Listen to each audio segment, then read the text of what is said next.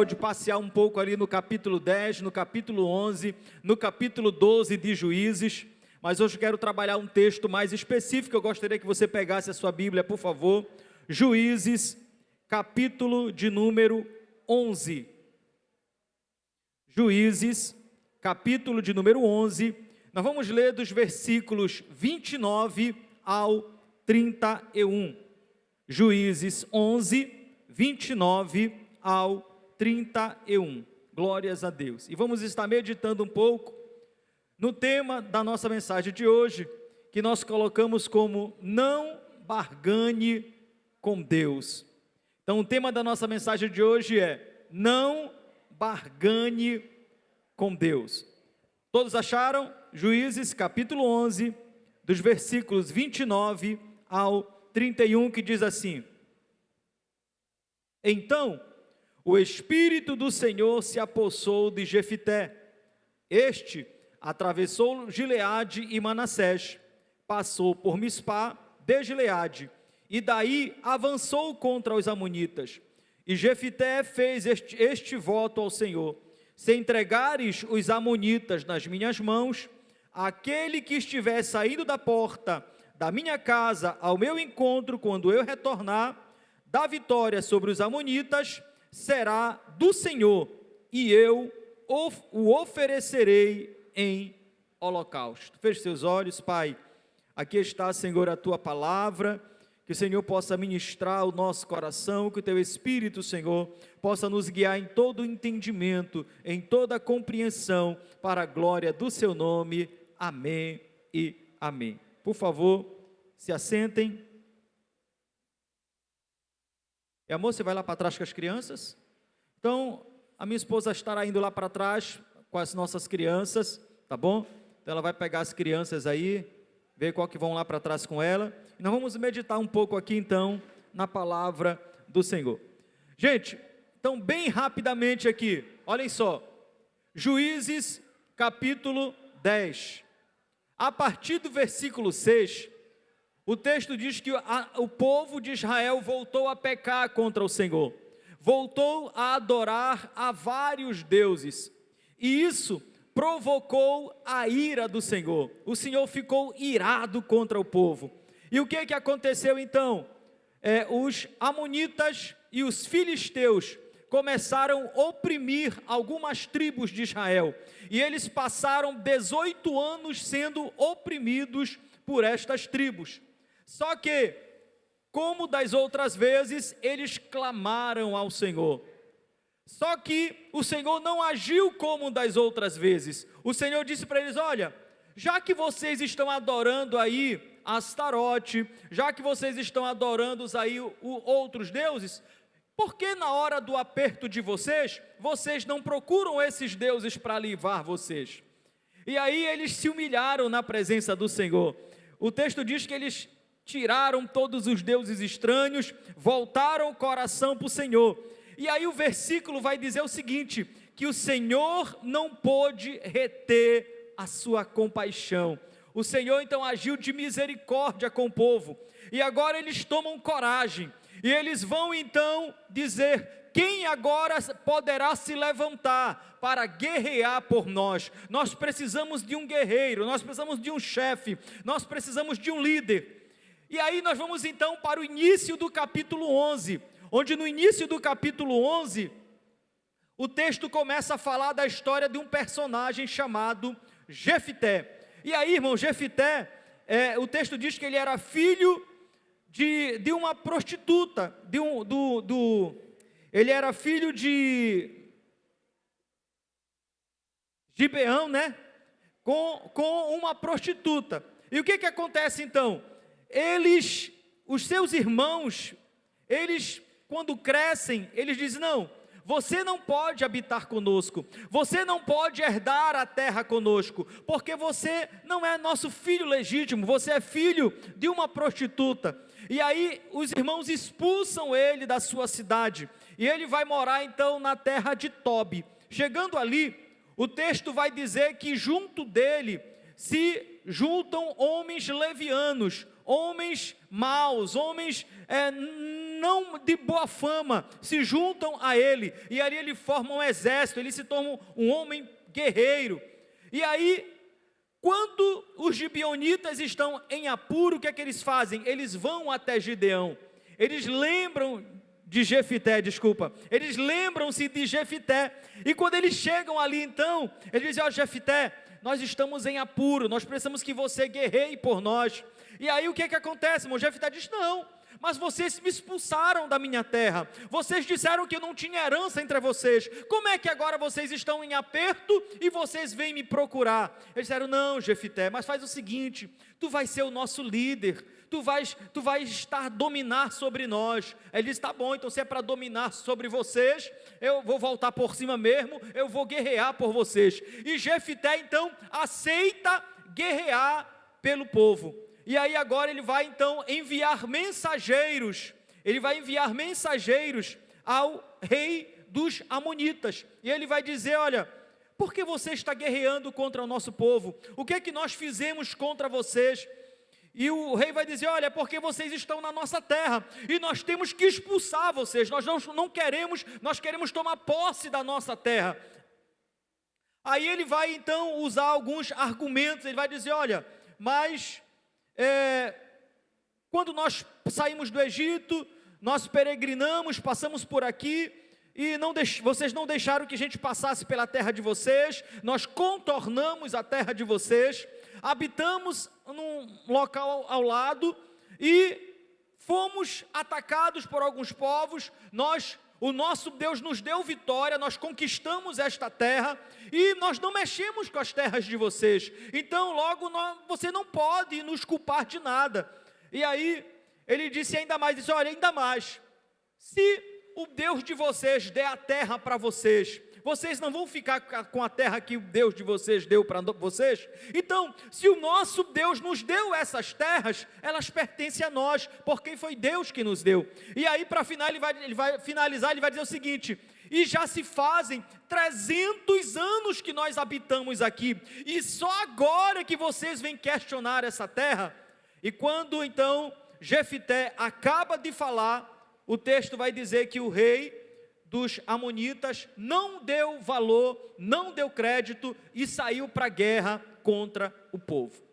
E aí, irmãos, é o texto que nós passamos a ler. No versículo 29, o texto vai dizer então que nesse momento o Espírito do Senhor veio sobre Jefité. O Espírito do Senhor agora entra em ação através da vida de Jefité. Só que era para Jefité ir para a batalha e guerrear, porque a vitória já estava garantida. O Espírito do Senhor já estava sobre ele. Se você for ler, por exemplo, lá no capítulo 10, o versículo 16, você vai ver que o Senhor já havia liberado a sua bênção sobre o povo. O Senhor já tinha garantido a vitória para o povo. Então o Espírito vem sobre Jefité, porque agora ele seria o líder para cumprir aquilo que o Senhor já havia dito que iria fazer, para realizar, para conceder a vitória ao povo. Bem, irmãos, mas o que eu quero então meditar com vocês nesse texto? No capítulo 11, no versículo 7, nós vemos que Jefité, primeiro, ele faz uma negociação com os anciãos de Gileade. Ele vai negociar com eles para que ele seja o líder do povo. No versículo 12, Jefité, ele vai negociar com o rei dos amonitas, para tentar, e aí são todos os versículos que se seguem, para tentar fazer com que não aconteça uma guerra, para que apenas no diálogo ele conseguisse resolver a situação, e ele não consegue.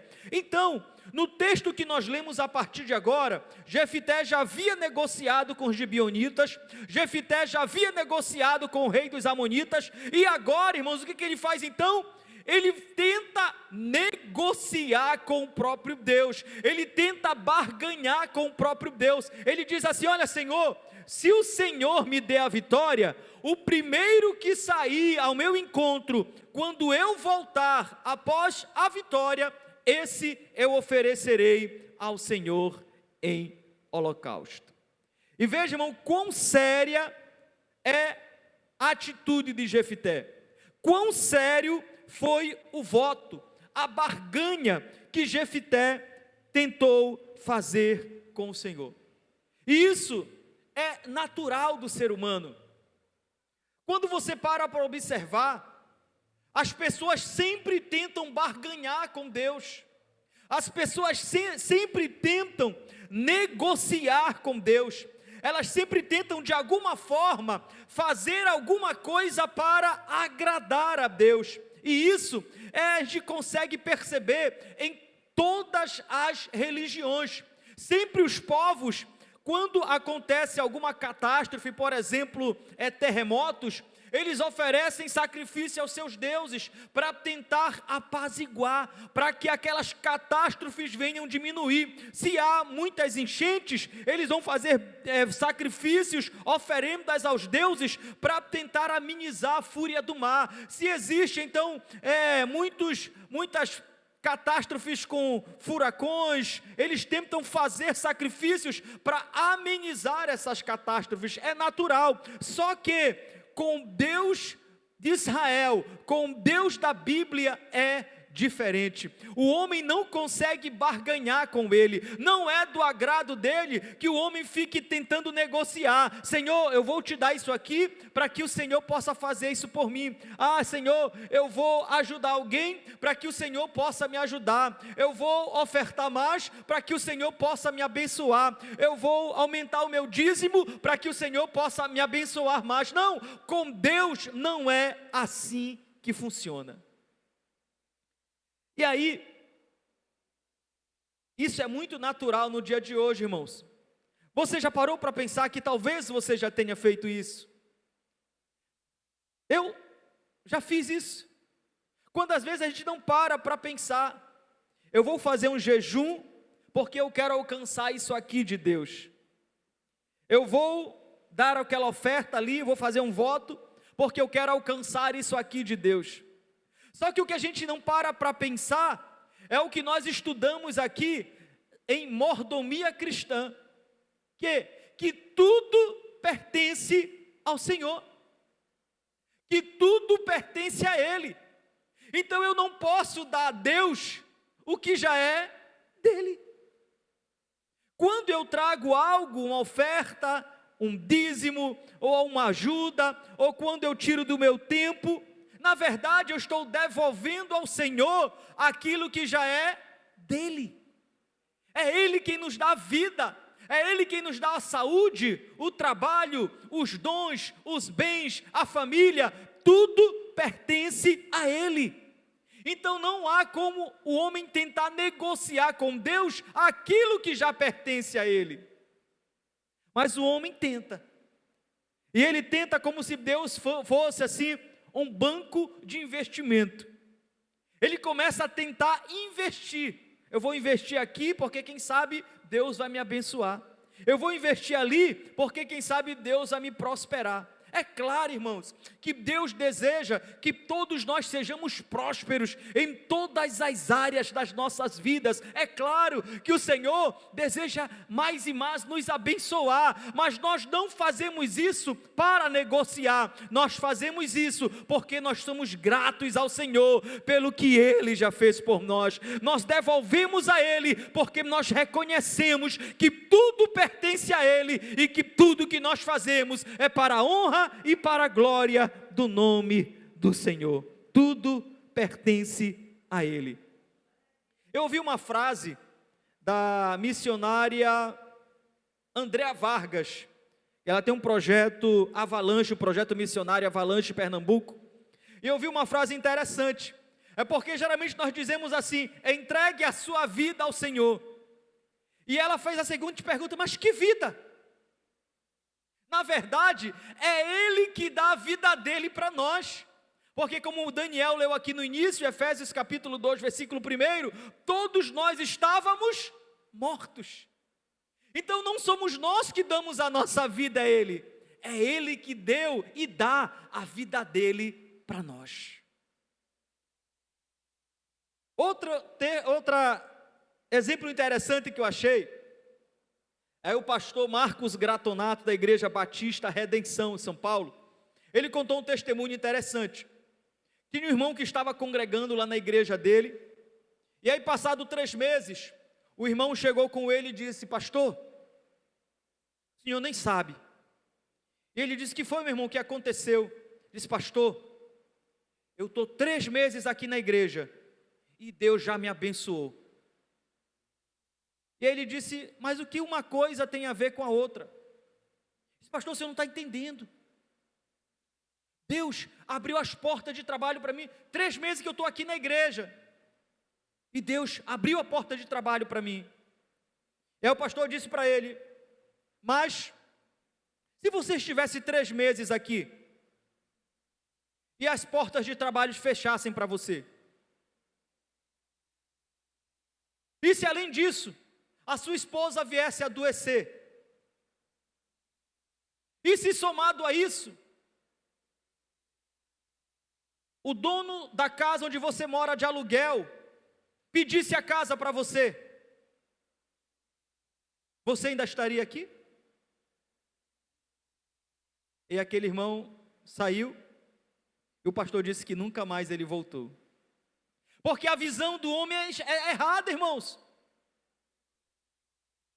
O Senhor já nos abençoou, nós vamos passar por lutas aqui nesta terra, mas isso não quer dizer que a bênção do Senhor não esteja sobre nós. Isto não quer dizer que nós não sejamos abençoados, não. É um evangelho falsificado que tem sido pregado, que Deus só está comigo se eu tenho carro, se eu tenho casa, se eu tenho saúde, que Deus só está me abençoando se eu sou próspero. Não, isso não é verdade. Porque o Senhor está conosco em todos os momentos, em qualquer situação da nossa vida, o Senhor está conosco, seja nos momentos bons, sejam nos momentos ruins, o Senhor está conosco em todos os momentos da nossa vida. É por isso que existem muitas pessoas decepcionadas com o evangelho não, com o falso evangelho, com esse evangelho mercenário, que tenta barganhar com Deus, que tenta fazer de Deus uma moeda de troca, que tenta fazer de Deus um serviçal, que tenta fazer com que Deus faça não a vontade dele, mas a nossa própria vontade. Esse evangelho não é o evangelho de Jesus. E é isso que Gideão tenta fazer. Gideão tenta barganhar com Deus. Gideão tenta negociar com Deus. Gideão, quando você vai continuar lendo o texto, ele alcançou a vitória, mas ele não alcançou a vitória por causa do voto dele. Ele alcançou a vitória porque o Senhor já havia dito que iria dar vitória, porque o Espírito do Senhor já estava sobre ele, e não foi porque ele fez o voto, não foi porque ele negociou, mas foi porque o Senhor já havia garantido vitória. Então não é errado, irmãos, desejar uma casa, não é errado desejar um carro, não é errado desejar a prosperidade no seu trabalho, não é errado desejar que a bênção do Senhor esteja sobre a sua família, não é errado. O errado é quando estas coisas se tornam prioridades na nossa vida. O errado é quando se eu tenho essas coisas, eu estou caminhando com Deus, mas se eu não tenho, eu deixo Deus, eu não quero saber de Deus, porque Deus não está me abençoando. Não, o Senhor precisa ser prioridade nas nossas vidas. Mateus capítulo 6, versículo 33, Jesus chegou a dizer o seguinte: buscai, pois, em primeiro lugar, o reino de Deus e a sua justiça, e todas estas coisas vos serão acrescentadas. Então o Senhor precisa ser prioridade das nossas vidas, porque se o Senhor for prioridade, todas as outras coisas serão secundárias, todas as outras coisas serão colocadas no seu devido lugar, porque o Senhor terá prioridade sobre as nossas vidas. Mas não é só isso. Lá em Marcos, no capítulo 12 e no versículo 30, Jesus mesmo disse: olha, o que vocês devem fazer então? Amem ao Senhor vosso Deus de todo o coração, de toda a vossa alma e de todo o vosso entendimento. Que toda a vossa força esteja no amor que vocês têm pelo Senhor. Então eu preciso, irmãos, dedicar todo o meu amor. Quando eu entendo, quando ele diz de todo entendimento, quando eu entendo o que o Senhor fez por mim, quando eu entendo o amor, a graça que me alcançou, nada pode superar este amor, nada pode superar esta graça, nada pode superar o que o Senhor fez por nós, e é por isso que nós estamos aqui nesta noite, para celebrar o que o Senhor fez por nós. Infelizmente, muitos estão invertendo as suas prioridades. Infelizmente, muitos estão colocando bens materiais no lugar que deveria ser de Deus. Muitos estão colocando seus próprios interesses no lugar que deveria ser de Deus. Muitos estão colocando outras pessoas no lugar que deveria ser de Deus. Não, Deus precisa ser prioridade nas nossas vidas. Uma outra frase que eu ouvi, ela vai dizer o seguinte: o Evangelho não é o que fazemos para Deus, mas o que Deus fez por nós. O Evangelho não é o que nós fazemos para Deus, mas o que Deus fez por nós. Tudo que nós fazemos para o Senhor agora é como gratidão. Tudo que você faz agora não é porque você vai receber algo de Deus. É claro que você vai, irmãos. É claro que Deus sempre há de abençoar os seus, que Deus sempre há de abençoar aqueles que o amam, é claro. É claro que a bênção do Senhor através de Cristo sempre estará sobre as nossas vidas, mas tudo que nós fazemos a Ele não é pensando em receber algo em troca, não. Tudo que nós fazemos a Ele é porque Ele já fez por nós, é porque Ele nos concedeu. E aí, para terminar, eu gostaria que você abrisse em Romanos, no capítulo 11, dos versículos 34 ao 36. Romanos, capítulo 11, dos versículos 34 ao 36. E veja, entenda o que nós estamos falando. Olha o que o apóstolo Paulo escreveu, Romanos 11, 34 ao 36. Quem conheceu a mente do Senhor? Ou quem foi o seu conselheiro? Olha o que ele vai dizer no 35. Quem primeiro lhe deu para que ele o recompense? Pois dele, por ele e para ele são todas as coisas. A ele seja a glória para sempre. Amém. Quem foi primeiro que emprestou para o Senhor? Quem foi primeiro que deu ao Senhor? Não.